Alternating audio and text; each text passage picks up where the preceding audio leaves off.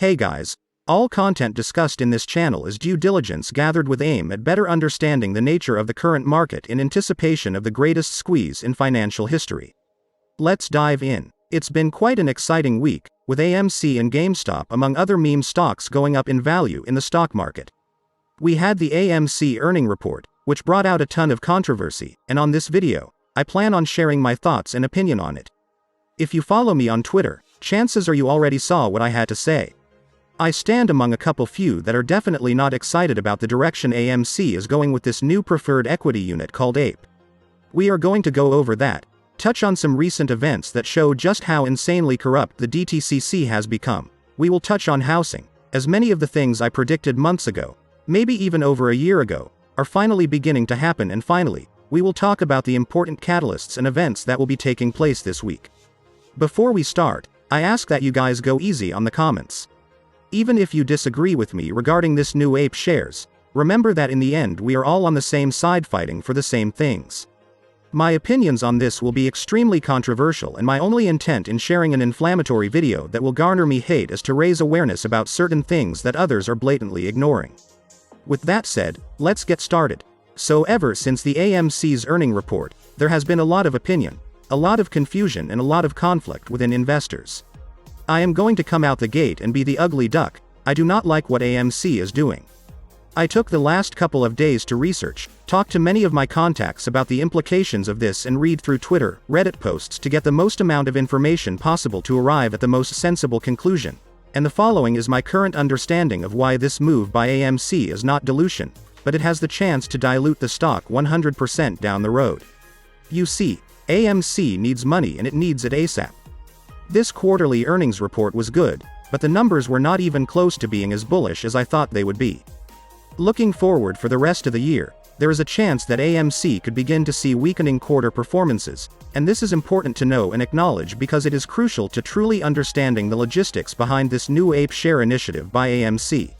So, AMC needs money and it needs it ASAP, but they know any attempts to get shareholders to accept more common stock dilution will be declined and further garner resentment and loss of trust by the people Adam Aron has admitted saved AMC. So, how does AMC get crucial money they need without dilution? They make the preferred equity unit known as APE. Each of these units can be exchanged for one common share, but as many have pointed out, they can only do this if AMC proposes and passes a vote to approve an increase in the number of authorized shares of common stock. Each preferred equity unit represents 1/100th of a share in the company's preferred stock, and even more importantly, each preferred stock is turned potentially into 100 shares of common stock. Again, each preferred stock could potentially be turned into 100 shares of common stock. Per the documents submitted, holders of the preferred stock will initially be entitled to 100 votes per share. They will also vote together with the holders of common stock on an as-converted basis. Shareholders may offer and sell shares of common stock, preferred stock, subscription rights, depositary shares, warrants, and unites at prices and on terms determined at the time of the offering. Authorized capital stock of 50 million shares of preferred stock. So, 50 million of these preferred shares will be issued, and these have 100 votes per share, whereas the current 510 million common shares outstanding at the moment only have 1 vote per share. Doing some simple math will show that just by owning 5.1 million preferred shares will give you the same number of votes as all 510 million common shares outstanding. Remember, we are getting preferred equity units and not preferred stock. With preferred shares, retail traders' vote and opinion on important key aspects of AMC will be easily thwarted because this move will grant AMC full rights to do whatever they want without investor approval, consent. AMC needs money, and this is the move by which they will get it, bypassing your potential vote for dilution in the future. Further clarification was made by Adam Aron, which to me confirms my thesis that Adam Aron and AMC are 100% planning to dilute AMC in the future. Remember, what they are asking for isn't dilution, but rather the permission to dilute AMC further in the near future. This is where things get slowly clarified. Adam Aron released a tweet where for some reason, he separated bad or good dilution, as if there is any objective difference between the two, giving us a very opinionated and superficial answer, with bad dilution being if liquidity gained from it is wasted. In the eyes of any company asking for dilution, even if the liquidity is wasted, they never see it like that. They see it as a means to get something done, and others outside the company can agree or disagree if the decisions made with such liquidity are wasted or not.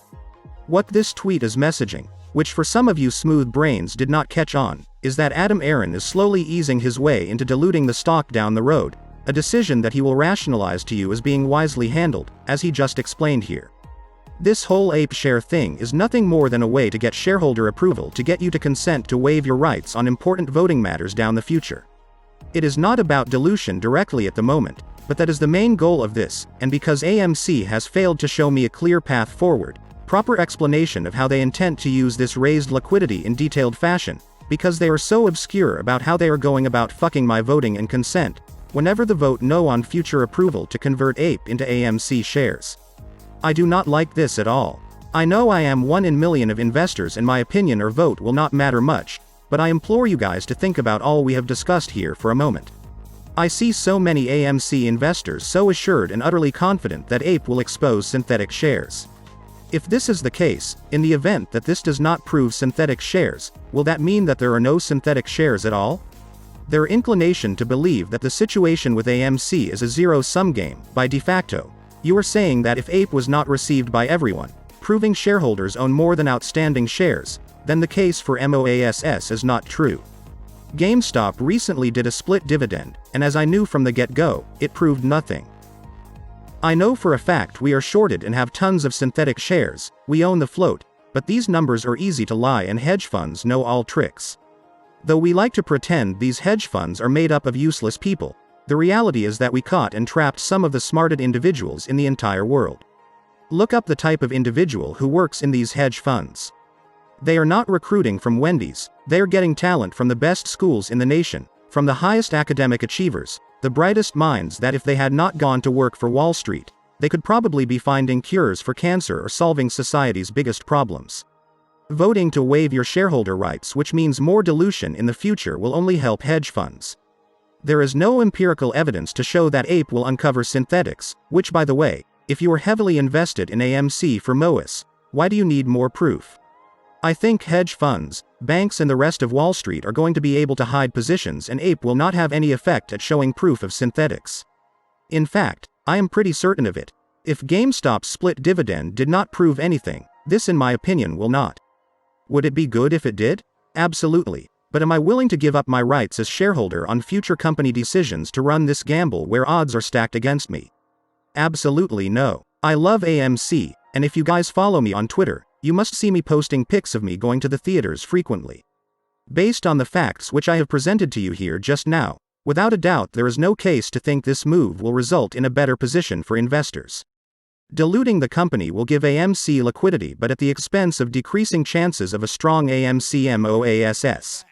AMC is still having problems becoming really profitable and I doubt further money will help it turn business around. I would need a strong detailed plan by AMC to convince me of it, otherwise I would stand where I am now. Moving on. I saw a lot of talk, tweets and news coming that showed a variety of clues demonstrating corruption coming directly from the DTCC. The DTCC filed a form using code DC02, which is a type of code designated to forward a stock split, instead of using the FC06, which is the code designated for a stock dividend.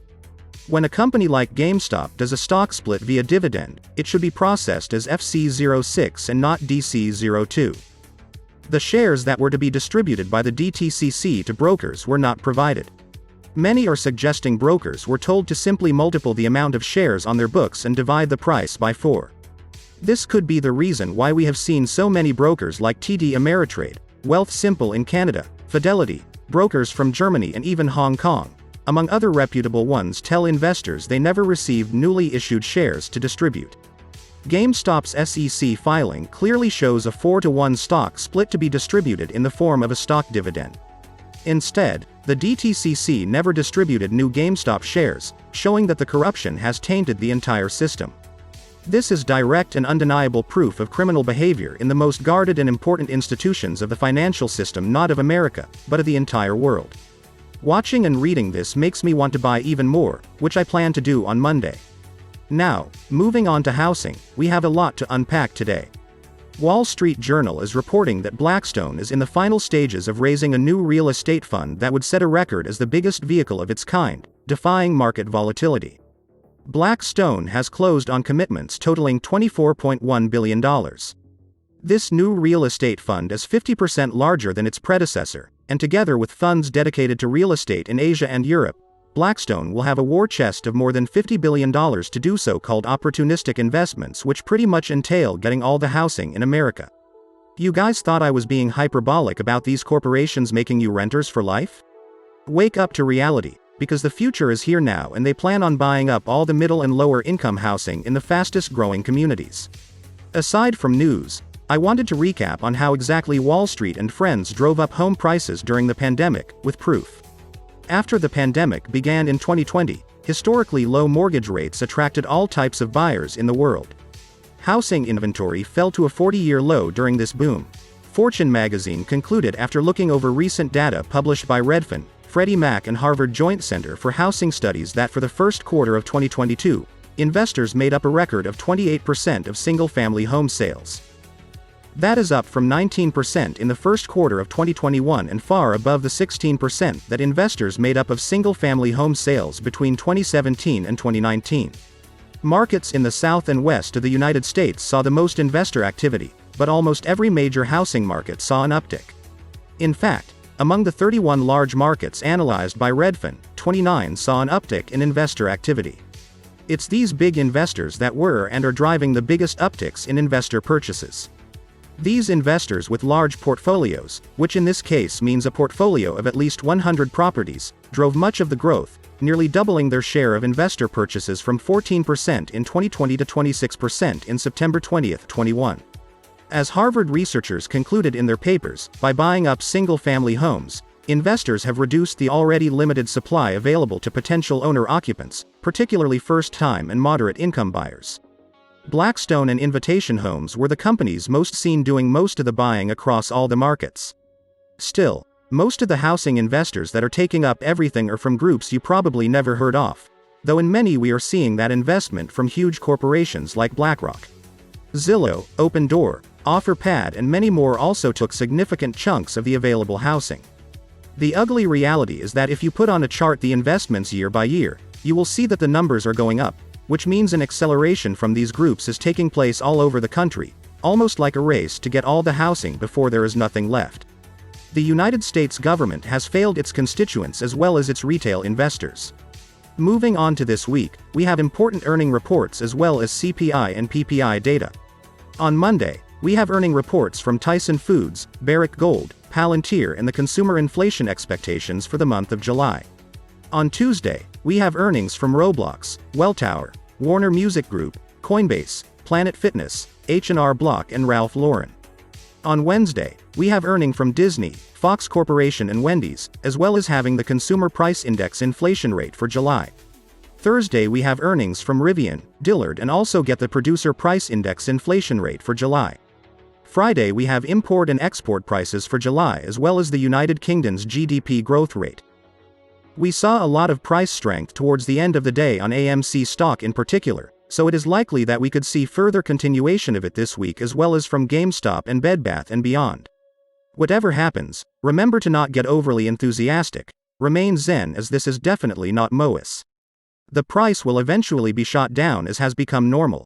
Still, for those playing options, enjoy those magnificent gains. Hope to see you on the next one and to the moon.